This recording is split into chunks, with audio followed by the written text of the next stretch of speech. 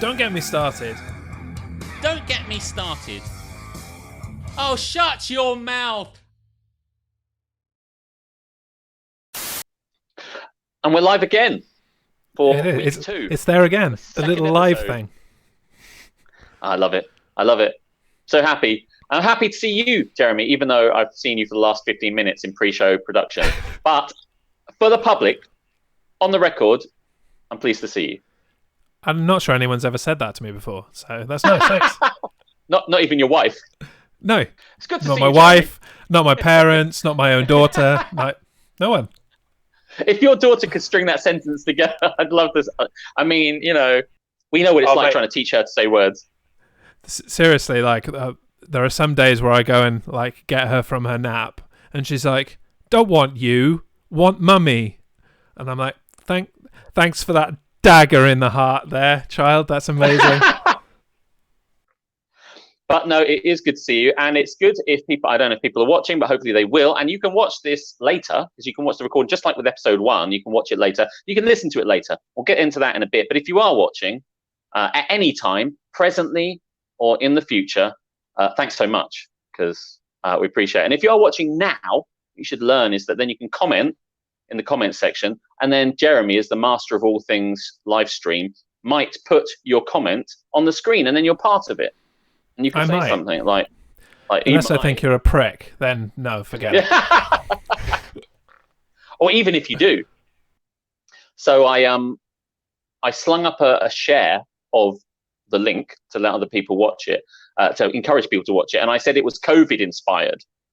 And my friend Joe was like, "Doesn't that mean it's gonna be terribly depressing?" I'm like, "Do you not know me? Did you think that we hoped?" It's like, can you imagine what that show would be like? It's basically like what we just watched at 7 o'clock. Surely. Yeah. That's they have that. It's called the news. It's called the news. What is that? Why have you just... Yeah, it's the news, man. And not just on COVID as well. Other shit. We find anything that's depressing and melodramatic, and we throw it out there for everybody's non-enjoyment. 24 hours a day, baby. No, it's not like the news, although it does have facts in it that I don't know, and fiction. You can be the judge. But I did say, no, it's like conceived. I said conceived during crisis, you know, like all the best things are. So I don't know if she's listening or watching or anything, but if she is, she should say hi, as should everybody. But yeah, conceived in COVID, not depressing. She would have a slogan. Covidio killed the radio star, not depressing. We should actually, Covidio killed the radio star. That's the name of the show. Could actually name the name of the show, otherwise it's kind of pointless. So, yeah, you're watching again. It's the second episode. I'm just scrolling up my notes, so I've left them at the bottom. So back again. Thanks for having us in your world. Remember, what I should say is that this show often swears. So if you huddled round the tablet with your family, hoping for a clean experience, you ain't gonna get it. So just like that, you know. So we should get into This Is Happening. We should. Things are happening despite us not going anywhere and being locked in our homes. Stuff is happening on an individual basis. So sometimes with This Is Happening, talk about what is hot, what's not, what's hap, what's nap. Jeremy, what is hap? What in your world do you think is actually a reason to be cheerful? Yeah, I mean, this is a thing that has kind of kept me sane at points of this week, and it's kind of following on from what I talked about last week, and that theatres are live streaming their shows, that kind of thing. But I'm talking today about regular people live streaming, just their everyday lives or the job that they normally do, and in particular, I'm going to put a little shout out and a recommendation for our good friend Duncan Moris. Oh, yeah. Whom on Tuesday, and I think he did Monday as well, but I missed it. Sorry, life. He put out a live stream that is toddler nursery rhyme time. Oh, okay. Singing songs, doing dances, cuddly toys in the camera, all that kind of good stuff. Is that what you're doing? Yeah, well, that's one of the things he's doing. He's actually doing quite a number of things, as are so many people. Like there's, I think the most famous one is Joe Wicks, the PE guy. Oh, yeah. Whom like mothers are tuning into far more than the children. This is kind of attention-starved, sex-starved mothers tuning in to look at Joe Wicks. Jump around. Anyway, back to Duncan, who also may have mothers tuning in, from what I understand from the comments. I love it. Basically, I was able to put my 2-year-old in front of the screen for what was about 45 minutes. Hurl abuse at Duncan in the live chat, and he would entertain my child and me in the process. I love it. Well, that is Hap, certainly Hap. Talking about my other thing that's Hap. Oh, go on then. And that's the punch reaction videos on social media. I haven't seen this, but you did mention it the other day. So what's going on with that? How's that work? So I did try to explain this to you. Basically what happens is it started by somebody, doesn't matter who, but it's mostly celebrities or athletes that are doing this. And the idea is that the first person punches their camera. Where's my... and then the next person, and it's all edited together, would react like, oh, yeah, I've been punched in the face. And then they would then punch their camera, and it would just go on and on and on through a series of people. And there are loads of them. I haven't seen this at all. I have to check it out. Punch reaction videos. Okay, yeah. I'll look it up. That does sound kind of fun. That's the thing that's happening. It's going to die out though. These things only have a small shelf life. It is already very much dying out. Yeah. Oh, well, there you go. This is what it's Hap now. Do you know? I saw a friend of mine do a challenge where she had to drink 4 shots, and then she nominates 4 people to also drink 4 shots, and I'm like, it sounds like the ill-conceived ice bucket challenge. Remember when everyone got, all right, we'll just drop ice over ourselves. I'm not fucking doing that. I don't care who fucking nominates me. I am not dropping ice on myself. On my head. I did it. And I think I did actually nominate you, now that I think about it. It was a long time ago. Though. I think you did. Yeah. Yeah. I'm like, no, that's nap. Ice bucket challenge, nap.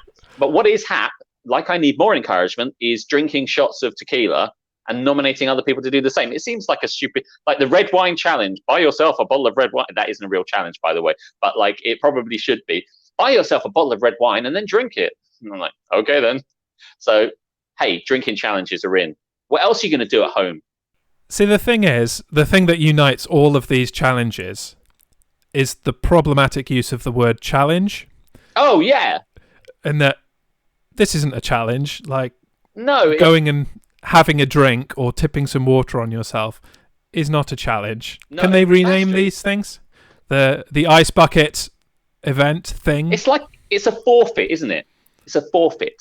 But without any... If we had a bet on this show, Jeremy, one of us could then have to do a COVID forfeit, you know. That sounds like a very foreshadowy thing to say there. It does, doesn't it? I haven't even come up with anything. It's just like in my head at the moment. This is just live, baby. I just like, we could, maybe not this time, but we could have something and then the other person has to do something. I mean, that seems reasonable to me.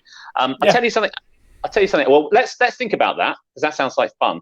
And challenges can be seen. Everyone can watch them and it'll be a wonderful time. More content as well. That's always good. So I'll tell you what's really good at the moment, Jeremy. I'll tell you what's excellent is speaking into the mic. I'll tell you what's excellent is having money. I've got money, Jeremy. I don't have to go out. I don't have to spend anything except for like groceries. So I don't go to the pub. I don't go to things. I don't go to events. Regrettably not going overseas, which is totally nap. But as a result, I now have cash. That's what's Hap. Actual money. Dollar, Jeremy. That's Hap. Are you finding that? I think everyone's finding it. I mean, apart from the people who really, are now unemployed. So alienating part of our audience. Like, I'll make. Check out this entitled motherfucker who's just rubbing in our face. Here comes the fact money. That he's sitting at home, working from home, getting paid that mad money. Cha-ching, dollar. Yeah, it's true. There, but for the grace of God, go I. Do you know, any time the rug can come under my feet, it's like, well, if you won't come into work, we'll just replace you with robots. And I'm like, this guy's been watching too much Westworld. I'm like, one of these days, finish Westworld now. Don't want to get into it. It's excellent. Go and watch it. But yeah, okay, maybe a bit entitled. But having money is a good thing. Didn't maybe want to come across as like some guy wearing a top hat, like the guy from the Monopoly board, who I think I went there as well. Yeah, Mr. Top Hat. Okay, all right, fine. Have you ever got anything that's anything that's annoying you at the moment? Yes, I do. And unsurprisingly, things have annoyed me in that the world is still spinning. Therefore, Jez is still annoyed at something and is shouting at the sky. Is that the slogan for this show? World's still spinning, Jez still annoyed. But do you know what's pissed me off this week? What's pissed you off, Jez? Oh, it's not even this week. It's over the course of this entire lockdown and before the lockdown. I go to the supermarket and I'm walking the aisles like Ric Flair, styling and profiling down the aisle. Woo!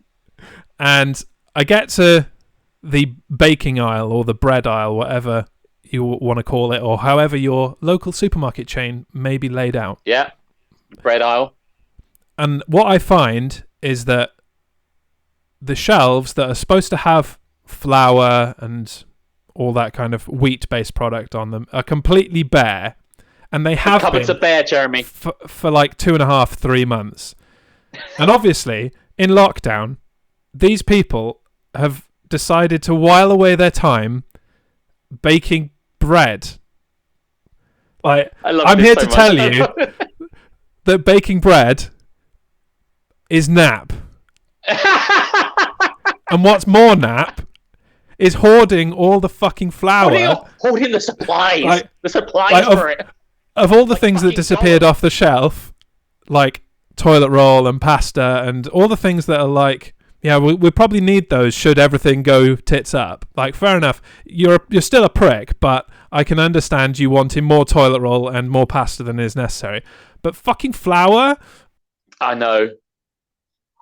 What basically I love about this, and I love that you're saying baking bread, right? Because like, I think a lot of people went, do you know what, Margaret? I'm going to make my own fucking bread. No one can, there's going to be no bread on the shelves.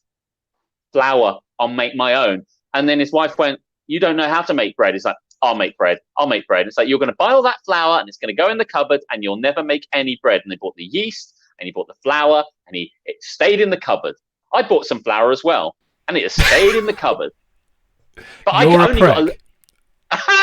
Well, that is true. But I mean, I didn't buy like stupid amounts. I bought a reasonable amount for me. Like I bought a packet of flour in the hopes, and I did use it, and I made some flatbread actually. So really, but yes, I'm not even sure you can justify any purchase of flour in this lockdown as a reasonable amount. I'm not buying it, Alex. What do you mean it's not a reasonable amount? It's like a bag of, actually there was 2 bags of flour. Oh shit, I am a prick.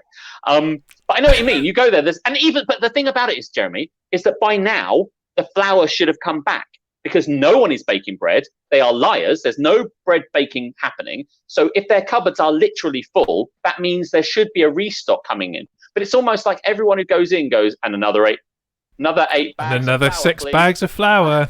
Like if you go around these people's houses, there's like an entire kind of, you open a cupboard and all the flour just falls out and it's like, oh, you told me you were going to make some bread.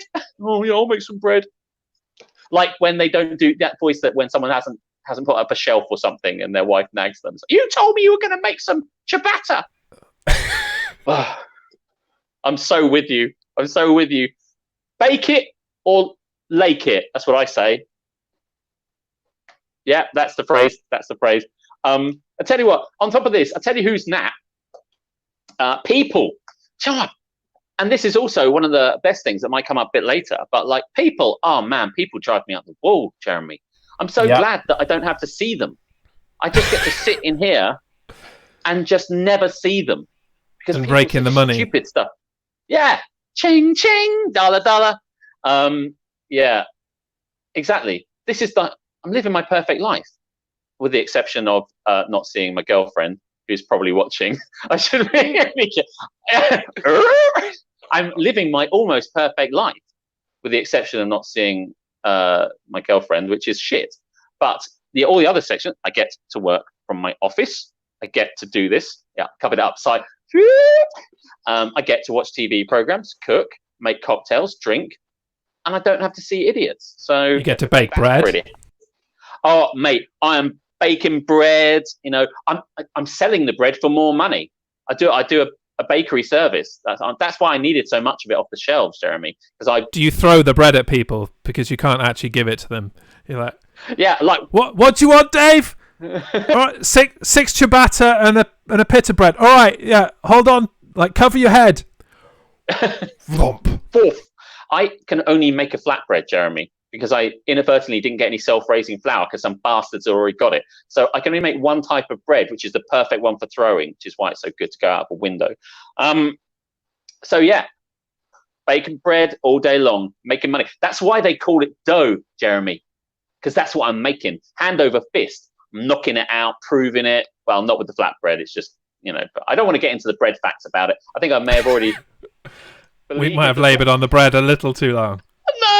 No. Okay. The bread is fully leavened now.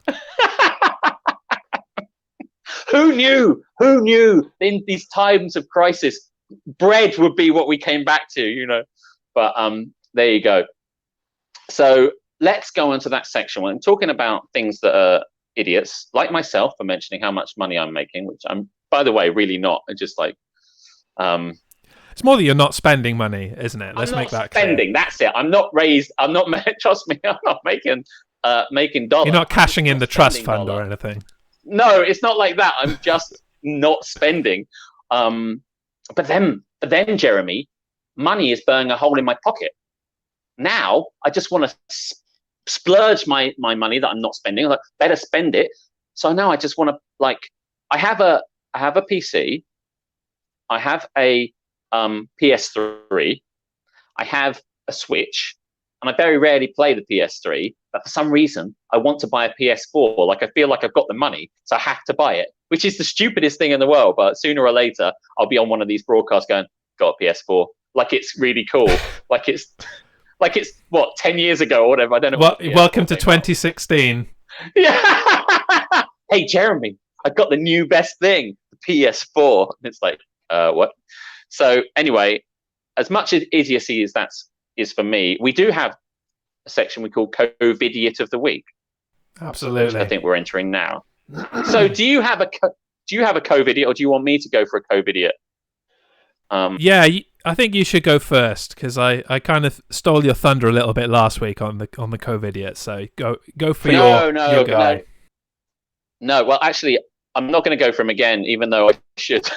Bloody hate him as well. But I tell you what, but even I don't even want to refer to it because it'll give away everyone. I can use it another time. But the person that was the biggest Covidiot this week for me, one of the biggest anyway, was the Tory MP who said that people might be a little too willing to stay at home. What's his name?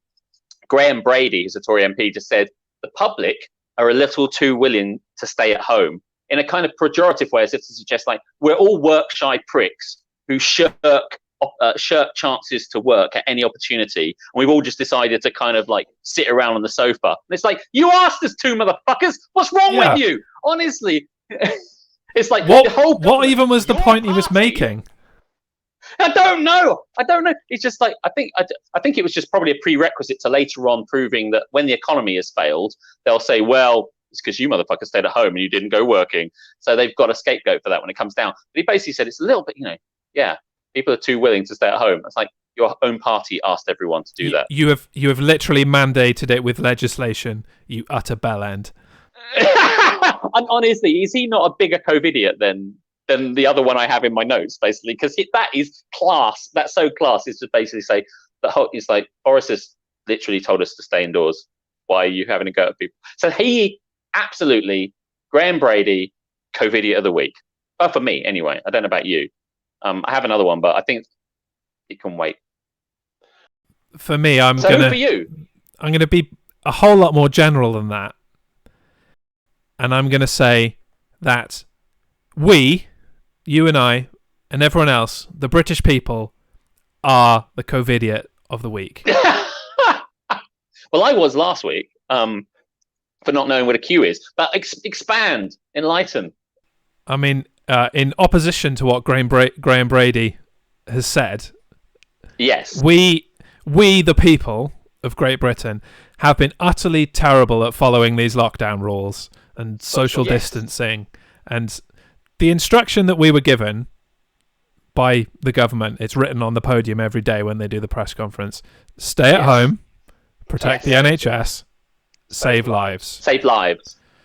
So, in my view, perhaps not that complicated a message, but it's not clearly far, far too complex for the British people. And so, people, Jeremy, being the stand-up guy that I am, and I'm all about helping the community and getting people on the right track. I have prepared my own messages that perhaps the government could be using instead. Would you like to see some? Yeah. Yes, I would. Yes. Okay. Bear with me for a moment. You tune into the government's briefing, and you see the message on the podium. Yes, which has changed now. Perhaps this one might have been clearer. Yes. Netflix and chill for 2 months. Yeah. Simple, to the point. There's no ambiguity there. Netflix and chill indefinitely. Oh, man. I love it. That would have been straight and to the point. You got any more? Well, if that one doesn't do it for you. No, it does. You are being paid to watch TV. $. Be like Alex. Rake in the moolah. Sit on your ass and watch TV. Cha-ching! Buy a PS4. Alternatively, we could go with a scaremongering tactic. Outside your house, the floor is lava. They'll never believe it. They go out anyway. Oh, it's just nice and warm.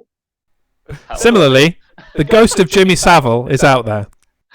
Do you know what? That's the public might respond to that. That's the kind of I think you've hit the nail on the head on that one. IG is a ghost, and people have an obsession with ghosts and haunting programs. So maybe that'll actually entice them. Hard to say. I don't think that one will work. Well, my last final one isn't really kind of advice to stay in. It's more a reaction to the people complaining about having to stay at home. Are you ready? Yes, I'm ready. Quit your jibber jabber. For the benefit of the podcast version of this show, the last one is quit your jibber jabber. You ain't hurt. You ain't hurt. Okay, but for the podcast bit, we could probably link these things in. I don't know how that works, but anyway. Yeah. Well, I'll put up the pictures, but because otherwise people won't be able to see how expertly I have photoshopped Mr. T's head onto Matt Hancock's body. Hey, the world needs to see that. Yeah, but they changed it. Then they changed the phrase now. Instead of saying, I can't remember what the old. It's been so long. I can't remember what the old phrase now. Now they're saying "stay alert," rather than stay indoors or whatever it was. Stay alert. And I mean, in the interest of being contemporary, perhaps we should discuss Boris Johnson and his speech tonight. Perhaps because inexplicably he's not a Covidiot. This one time. Now, we were expecting Covidiocy of the highest order. Yes. But we've kind of got Covidiocy of the middle management. Well, let me say, I mean, I don't want to drag this thing into too depressing as expected. I like it, keep it light, which is why I use my hands a lot and I smile. But which you won't be able to see if you have to listen to it back. But trust me, I was smiling. But so I want to keep it light when I say it was the greatest bait and switch we've ever seen. All the tabloids ran with the same sort of stuff in advance of it, suggesting that they'd all knew the same information, which suggested they all kind of leaked the same information. And I think people were running with things like kind of, this is the last day of lockdown, or this is going to be the last weekend of this, that, running with things that made everyone just think, oh God, the message they must have got is that we're all going to come out of lockdown. And then Boris comes up to the podium and basically says, everything basically is staying the same. We're just hoping to come out of lockdown. I'm like, so you've really told us nothing. So look at this pretty picture. Yeah. But here's the thing. There are colours and numbers and everything. It's pretty. What I love about it is that it really didn't change anything apart from the slogan, which made it less clear than it was before. So the kind of people who are already willing not to obey it now have even more reason to disobey it because they're not clear about what it means. And they blinded us with science. It's all good and well using science if you have to really clarify it. Unfortunately, he's basically said, we want to reopen shops at this point, bring people like construction workers back at this point, want to do this at this point, reopen like the catering industry at this point. But if we can't, we won't. So I'm like, so we want to open things, but if we can't, we won't. I'm like, well, yeah, we knew that. That's living day to day. This is how life works. If we can do the thing, we'll do the thing. If we can't do the thing, we won't do the thing. Thank you. That'll be $100. I just can't believe. And the best thing about this is that people went out every day and said, it's my daily exercise, mate. I get to do this once a day. So if they, in order to make sure they could circumvent the rules, they just say, well, it's my once a day exercise. But now we've been told we can exercise and go to the park on an unlimited basis, like it's a Cineworld card. We can do whatever we want. And so I think the thing that most people, most British people will have heard from that. Yeah, I can go do sport, mate. I can get down with the lads down the park, play some football. Yeah. Have a beer with the lads, sunbathe. Because it's my exercise. It's my exercise. It's my exercise. If you're saying you can unlimitedly exercise and go to a park, that means you can go out. That's what people have heard. They're gonna no, don't say that. What have you done? Oh my God. So that was the bit I took issue with, aside from everything. But so stupid. Oh my God. But considering you and I were fully prepared to annihilate this man for lifting lockdown measures, I think it's fair to say it could have been a lot worse. Yes, it could have been a lot worse. No new information, but thankfully we're all staying inside. Well, things are not better. So yes, we can talk about that. And that is probably the only takeaway, is now unlimited exercise. By the way, we were a nation, I don't know that we're big on exercise anyway. I mean, some people are. Some people like the gym. Some people like cycling, but a lot of us don't. So I don't know whether this whole thing was just a conspiracy to get people to be fitter. It's like, well, I'm going for a run. Told me I can go for a run. I'm just going to keep running around in a circle. I'm just going to do it. Can't tell me I can't. And it's just like the whole nation gets incredibly fit. I'm going to link back to this later, so hold this space. Okay. Half an hour into our wonderful live stream. I hope people are paying attention. If you're not, that doesn't matter, because you get a chance to see it another time. While you're in, you can watch TV. That's literally the point. That's the thing we can all do. It was on the podium earlier. I'm sure Matt Hancock told us to stay in and watch TV. Stay in and watch TV. Stay in and watch TV. What have you been watching? Have you been watching anything? Yeah, I mean, nothing current, but something worth mentioning because it's totally in my wheelhouse of life in general. And I tried to watch it before, and for some reason it didn't stick. But now I'm all in on this TV series. It's about 10 years old, I would say, and it's called Lie to Me. Oh yes, I know it. It's got Tim Roth in it. It stars the fantastic Tim Roth. Yes. Yes. Doing his natural role of looking grumpy and telling people they're pricks in various different ways. But the part of it that really speaks to me as an avid watcher of people and just looking at their behaviour and how they're acting and interacting with each other is all of the science of body language and the tells of lying and what involuntary things people do when they're lying, and I am all over that. I'm watching this as a documentary more than I am a TV series. Love it. I've not watched any. I do kind of know the concept of it in a way, but I've not seen it. But you can watch that. I don't know what you can watch it on. It's on Amazon Prime. Right, so that's where you can watch it.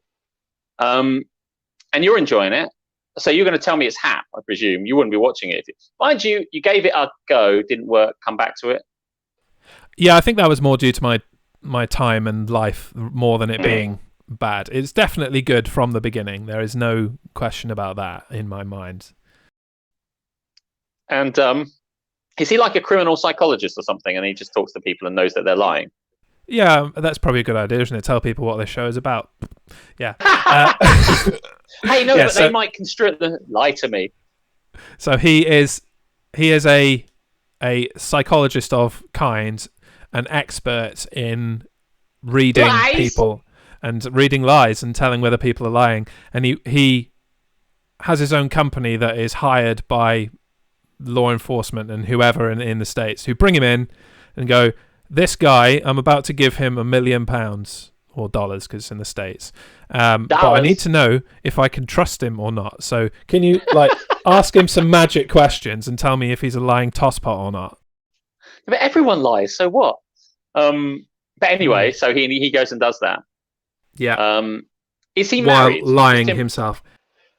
In this, he is not married, no. I was going to say, because that would be annoying, wouldn't it? If you were that good at detecting lies and like every time your wife said, I put the bins out when you haven't, you'd be like, I know that you haven't put the bins out, because that would just be, no wonder he hasn't, they were never going to give him a wife in this program. So, because he would, no.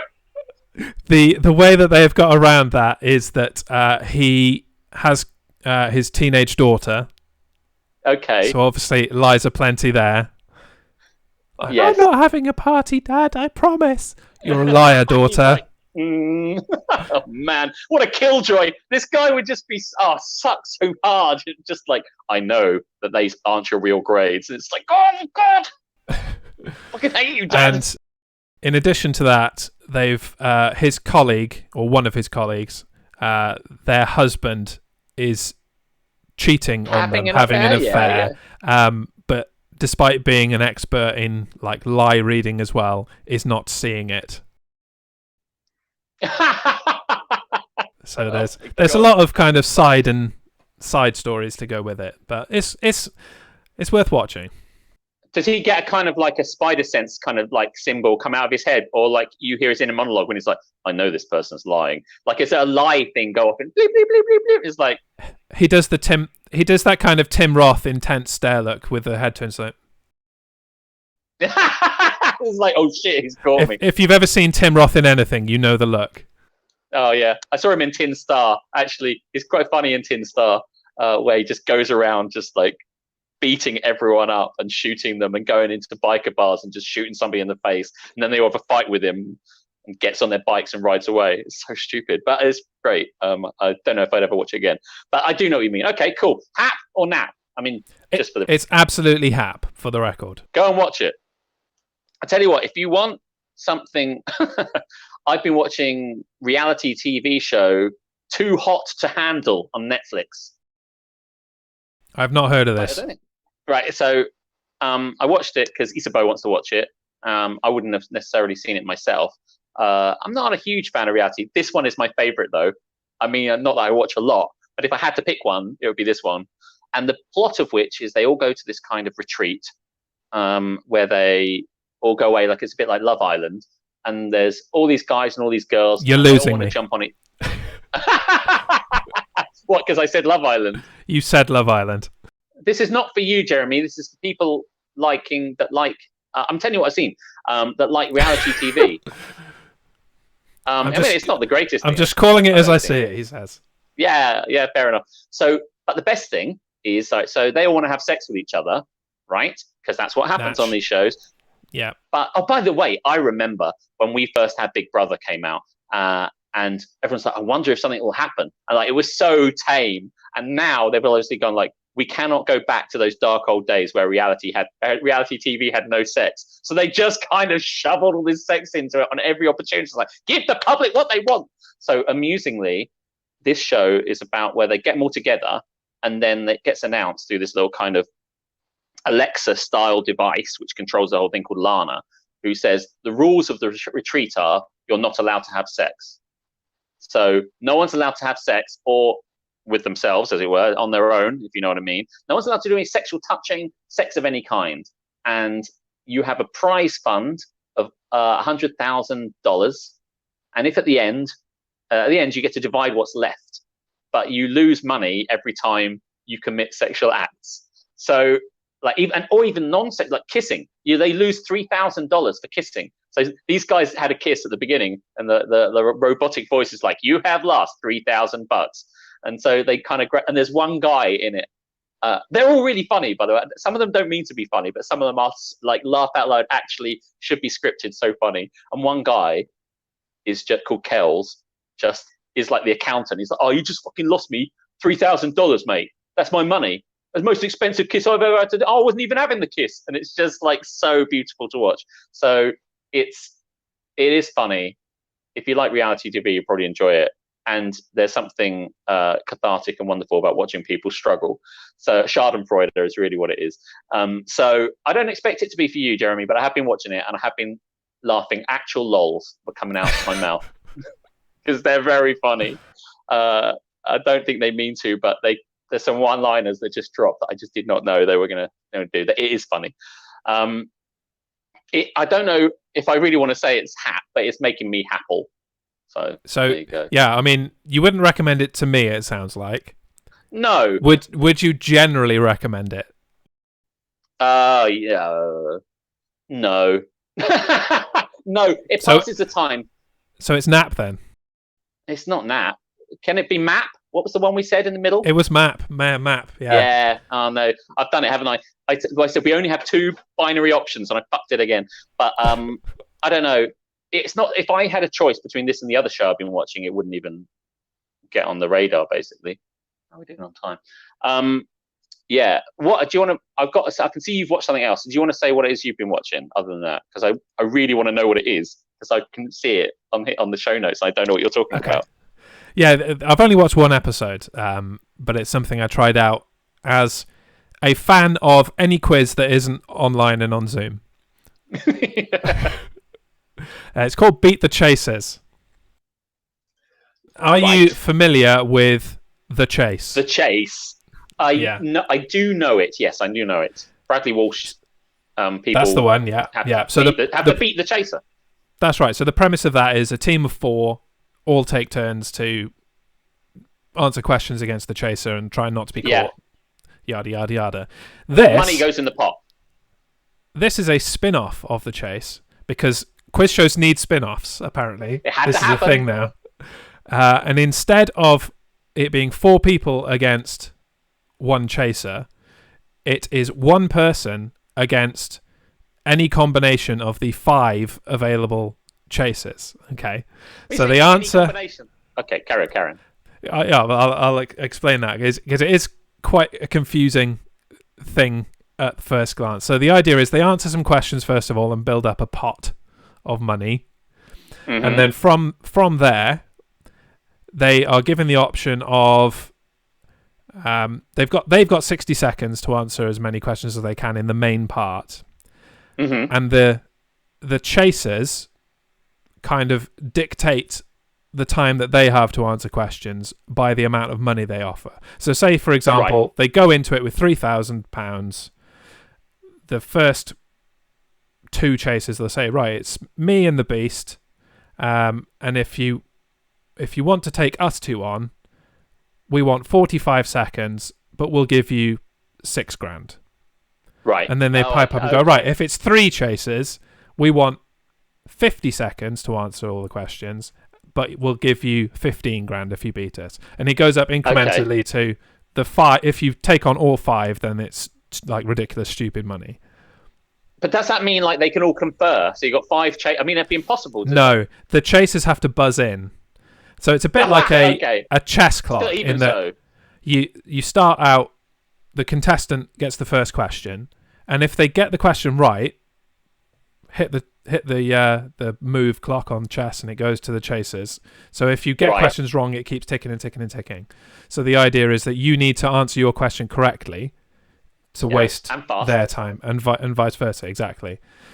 And I have watched one episode of it, and I can't really decide if I prefer it to The Chase, if I prefer it to anything, or I think it needs more watching, more reviewing. inspection, a closer inspection. It just seems like they were like, hey, do you know what's popular? The Chase. How about we do another show that's a bit like The Chase? It's like with the same component. Hey, give the public more of what they want. You know? Exactly. It's popular. It's a popular show. I mean, I can't wait for the spin-off of Jeopardy. That's what I'm waiting for. Spin-off of Jeopardy. That would be amazing. They could call it Beat Off Trebek. Trebek is the only contestant, and everybody else takes it in turns to ask him questions. I don't think that would work. Okay, but you don't know if it's Hap or Nap. No. I think, from what I saw, it's Hap, but I'm not sure it's going to stand the test of time over multiple episodes. Fair enough. To wrap Hap up this with an section, asterisk. I'll tell you what I've been watching, which I've been enjoying, which Isabeau put me onto, is Never Have I Ever. Never Have I Ever is on Netflix. It's about this high school Hindu girl who's just going through. It's kind of like one of those coming of age kind of high school things. So it feels very Stranger Things. It feels very Breakfast Clubby, if you know what I mean. Like high school kids, stuff that goes on, people trying to get with boys and all that sort of stuff. And on the face of it, actually, I find that sort of stuff quite heartwarming if it's done well, and this is. So it is quite heartwarming, and you're kind of exploring their lives. And it's been done before, so it's not like massively, it's kind of derivative in that way, but it is really enjoyable, and it's really funny. And like the Indian family that's the centerpiece of this is really funny, and her mother's really funny, and her friends are really cool, and it's all about that. And it's narrated, unbelievably, by John McEnroe, the tennis player. Wow, okay. And like I didn't want to say that because I just wanted people to be as surprised as I was. It opens up and it's like, I'm John McEnroe and he's the narrator, and it's pitch perfect. Honestly, it's so happy. I watched it. I was watching it just before I came and did this. I'll watch it when so they're so funny, and like many high school coming of age things, you're rooting for them, you know, for it to all come good for them. They've all got these crazy emotions, and they're all trying to get with people for the wrong reasons. And you're hoping that it all works out for those crazy kids in the end, and you know that it will do. But it's fun watching their cringy mistakes, but it's also going to be great when it unravels and everything's perfect. And John McEnroe, man, what the hell's he doing? It's so funny. You've got to watch. Honestly, it's the best thing I've watched in such a long time. You've got to watch Never Have I Ever. It's on Netflix. Watch it. It's really good. I think there might be like 8 episodes. Do watch it. Would you say that this series has now perhaps become your COVID obsession? Yes, I'm obsessed with it.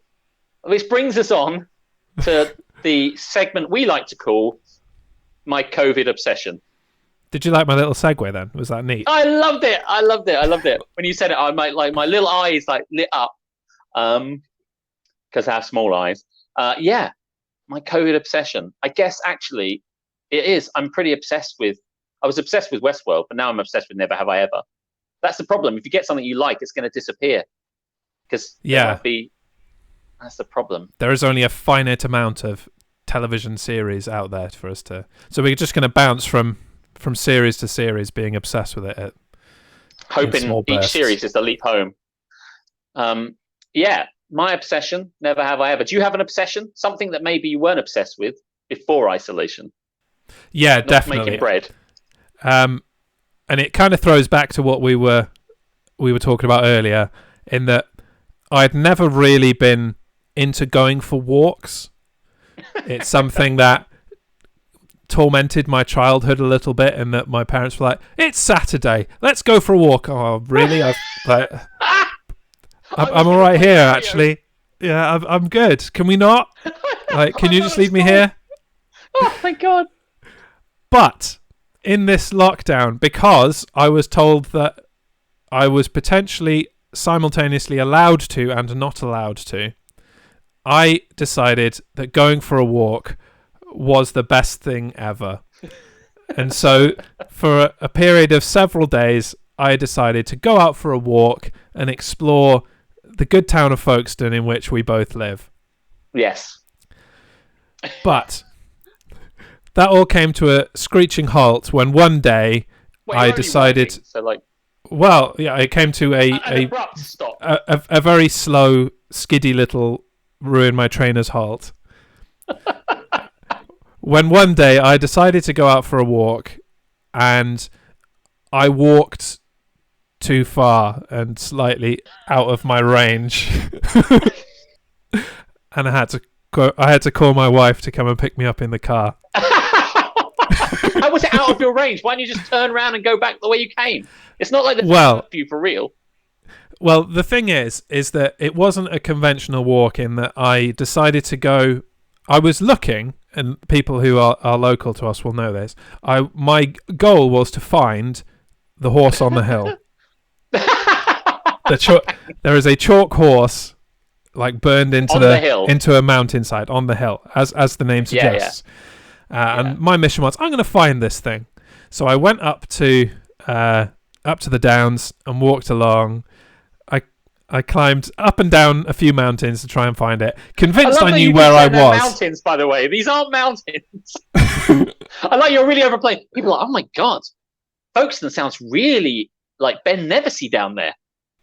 I'm what they like to call a rambler now. That's me. Oh god, what has happened to you? So, I mean, I kind of know where this is going, but did you find the horse? I did eventually, but the thing about it is that I thought I knew, like, the paths. I thought that there was a path that would bring me back alongside the back of the Channel Tunnel terminal, and all would be good. So but I couldn't find it, even though I'd been there before. So I walked and walked and walked, and I managed to find myself in the neighbouring town, and I'm like, oh, I know where I am now. This is a long way away from home. So your wife came and picked you up? Yeah. I stood there waiting. A police car drove past me, looking at me, kind of dodging ears. What are you doing out here? And why are you just standing there? I'm just like, just get my exercise, mate. Unlimited exercise now. Can look at the horse as much as I want. So yeah, that was my obsession until I ruined it for myself. Yeah, well, fair enough. That's like all good obsessions. They have to come to an end, I think, eventually. But that's probably not the definition of obsession. But at any rate, good work. I don't think I'd ever have an obsession like walking. I do know the area you're talking about. I love the fact that, hey, it can get a bit confusing down Crete Road East or wherever it is you were. Let me see what I've got on. Oh, I tell you what, I've become obsessed with a show I always hated. After seeing it on TV on YouTube, I've become obsessed with Jesus Christ Superstar. So my COVID obsession is a musical I always thought was totally naff. Like one of the worst of all Andrew Lloyd. Who in their right mind thought, I know, I'll write I mean, I know they made Godspell. So I was about to say, who in their right mind would write a musical of the life of Christ? It's like, so good, someone else did it as well. But Jesus Christ Superstar, you know, sensationalizing loads of ill-conceived facts and non-truths. I mean, it's, by the way, I'm not on a high horse. Neither are you, by the way. I'm not on a high horse about the life of Christ or anything like that. And I'm not like massively Christian or anything like that. But when I first watched it, I was like, oh, come on, this is just like, he does this and he does that, and it's all not true, and that's not how it would have worked, and that's not what the Bible says. And I got really irritated by it. Music's all shit, nothing's good about it, and why would anyone ever watch it? And the only good song in it is Superstar, and that doesn't come till forget it. So I hated it. And then it came on YouTube a few weeks ago, just at the beginning of lockdown. And now I am obsessed with it. It's also partly Owen's fault because he started singing some of it to me. And now every day I listen to it. It's almost, I listen to it more than I listen to Hamilton. That is the dangerous thing. I know.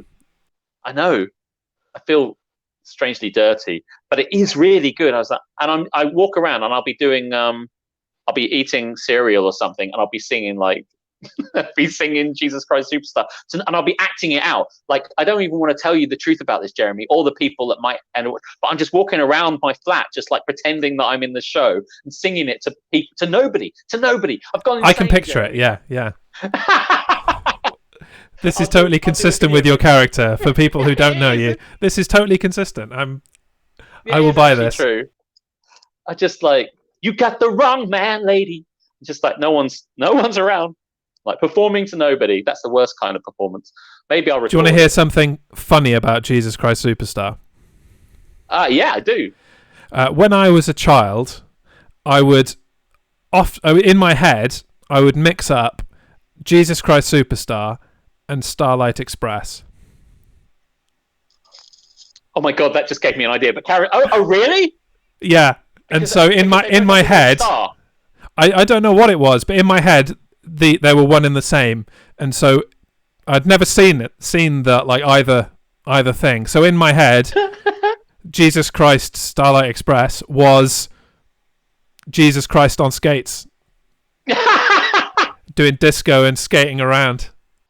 I love Starlight Express. I've seen it several times when it was running in London years ago, like late 80s. It doesn't run anymore. I think it runs occasionally throughout Europe. I'd love to see it again. I adore Starlight Express, although I listened to it recently because I knew every word. I still know every word of Starlight Express because I was obsessed with them as a kid. But now I watched it again. I'm like, Starlight Express isn't as good as I thought it was. But Jesus Christ Super Starlight Express would be something I would pay to see. Oh my God. If they put Jesus Christ Superstar on skates with a kind of like a poppy, well, it's already pretty poppy soundtrack. Oh. Throwing some disco balls. I love it. And they're all going around on a track. Oh my God. Do. Oh, what a show. That might come up as well. That I love it, by the way. I know. Oh yeah, that would be my obsession. I really wish that were a thing, but perhaps not.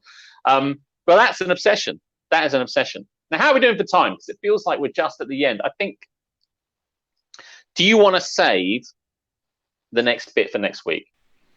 I think we should finish off with our last, with the last thing we have planned. We had a few little technical delays throughout this, so our time isn't probably fully accurate. So I think we finish off with our last planned segment and call it a night from there. Okay, sure. Okay, cool. What? So you're gonna seek to see the positives in COVID and I am. Answer the question on everyone's lips. I think it's important, being that how we started this show, explaining that how can you make COVID a positive thing? How can this not be just a negative, horrible podcast? And I'm here to tell you that coronavirus has really done some positive things for us. Okay, I've got two things. The first of all is the wonderful news, and it's already been name dropped in this episode already.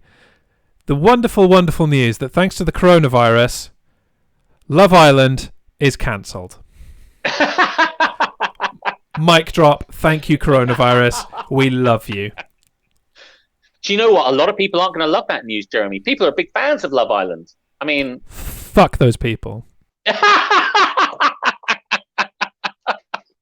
a lot of things getting cancelled. Love Island is one. That's always going to be a thing, isn't it? You know? So you're not a fan of Love Island. What's not to like, Jeremy? You curmudgeon. You Tim Roth-like curmudgeon, squinting sideways at bikini bathing beauties. I mean, I suppose it's fine on mute, perhaps. I don't know, but the moment they start to speak and their vapid personalities come out, I'm done. You're done. Have you ever watched an episode of Love Island? I've watched like a bit of the one episode, or like the opener from. It probably wasn't the first series, but sure. I gave it a fair shake. Whilst you were watching Love Island. Whilst it was on mute, as we mentioned earlier, yeah. Oh, well, you don't need Love Island because you've got Too Hot to Handle. Okay, fair enough. And what other things have COVID done for us other than Love Island being cancelled? So the main the main bonus of the coronavirus and of lockdown in general is that I don't need to care what I look like day to day. And that's true. You know, that's true. I don't tend to care that much what I look like day to day. I'm not a particularly vain person. But specifically, lockdown and the coronavirus means I can spend my days in my pajamas that have dinosaurs with Christmas hats on them and not feel bad about it. I don't care what month it is. I can wear my Christmas... I'm not wearing them now. They're in the wash. I thought this was going to be a reveal. It's like, and now... Unfortunately, you know, the lockdown doesn't do anything for the fact that, you know, you still smell and you still have to wash things. So... Yeah, that's true. I've thwarted my own bit by being clean and hygienic. Sorry about that. But that's how you get them back next week, Jeremy, because people will be clamouring. The world needs to see dino pants with Christmas hats. That's right. Yeah. Yep. Hey, come for the comedy, stay for the dinosaur Christmas pajamas. Stay for your pants. That's the slogan. I don't have anything particular. I love it. I think you've nailed it. And I don't think there's anything I want to add to that. But I do hope that people come back and want to see those. Because what it says for working from home, it's like, do you know what? You need to distinguish work from home. So when you're working, you should get dressed into your work clothes. And when you've done, you can get into your slobby PJs. And I'm like, fuck that. I'm at home. I'll be in PJs all the time. Like, why would I not? It's like, it's important to distinguish. Mate, I can distinguish when I'm working from when I'm not working. My clothes are not a part of that. I can wear what I want. It's just like, it's very important. But these are the same types of people that say, yes, you're going to work, you should be wearing a shirt and a tie, because that tells you that you're at work. Like, now you're at work. Like, dude, I'm not sat on my ass watching Netflix. I know I'm at fucking work. Yeah, I know. I'm typing on Excel. What was the giveaway? Do you see my couch here? Yeah. No, I am a big fan of that. I think something positive COVID has done for us is I've now embraced pajamas. And do you know what? I could have more. Now that you've inspired me to buy even more than I have. So yeah, I need more for sure. Perhaps this will be a COVID obsession before too long. I also, given my kind of obsession with spending money, I will spend money on PJs and I'll walk around my house singing Jesus Christ Superstar in them. And that is going to be my life, at least until Boris tells us that he's made a decision and we can all go out again. And when I do go out, Jeremy, I'll go running into the streets still wearing my PJs. Because I won't be able to distinguish the real world from home and I won't be able to tell. Anyway, yes, good work. And that's a perfect image to leave our audience on. To leave it.